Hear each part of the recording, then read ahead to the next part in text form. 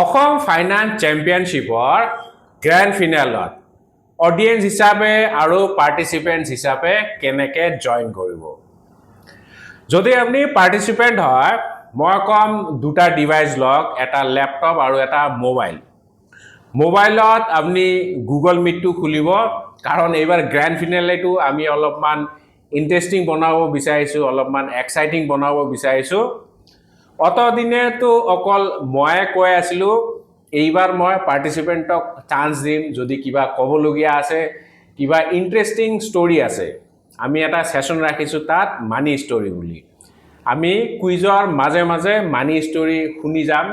যদি কাৰোবাৰ কিবা ইণ্টাৰেষ্টিং এক্সাইটিং ষ্টৰি আছে ৰিলেটেড টু মানি, হয়তো আপুনি বহুত পইচা ক'ৰবাত পাইছে, লটাৰী জিকিছে, ট্ৰেডিং বা ইনভেষ্টমেণ্টত বহুত পইচা পাইছে, বা আপুনি পইচা হেৰুৱাইছে। চ' তেনেকুৱা যদি কিবা ইণ্টাৰেষ্টিং ষ্টৰি আছে, আপোনালোকে তাত শ্বেয়াৰ কৰিব পাৰিব।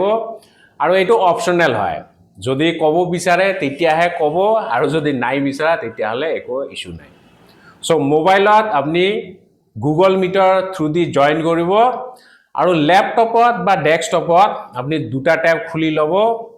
এইটো ছেমি ফাইনেলৰ নিচিনা হ'ব। এটাত আপুনি ইউটিউব লাইভটো খুলি ল'ব, তাত লাইভ কমেণ্ট্ৰি আপোনালোকে শুনি থাকিব, আৰু এটাত আপুনি যোনটো কুৱেশ্যন পেপাৰ লিংক থাকিব সেইটো খুলি ল'ব, তাত আপুনি আনচাৰ কৰিব।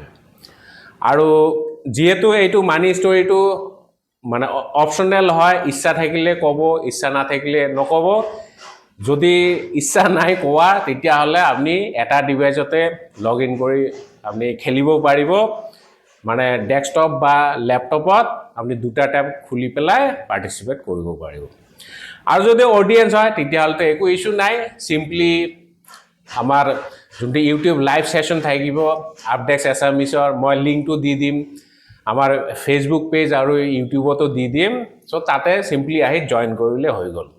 আৰু এইটো বহুত ইণ্টাৰেষ্টিং এক্সাইটিং ইভেণ্ট হ'ব, কাৰণ আপোনালোকে সাক্ষী কৰিব অসমৰ প্ৰথম ফাইনেন্স চেম্পিয়ন কোন হ'ব।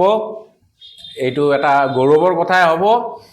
আৰু এইটো যিহেতু এটা লাৰ্ণিং ইভেণ্ট হয়, বিলিভ মি আপুনি বহুত নতুন কথা শিকিব।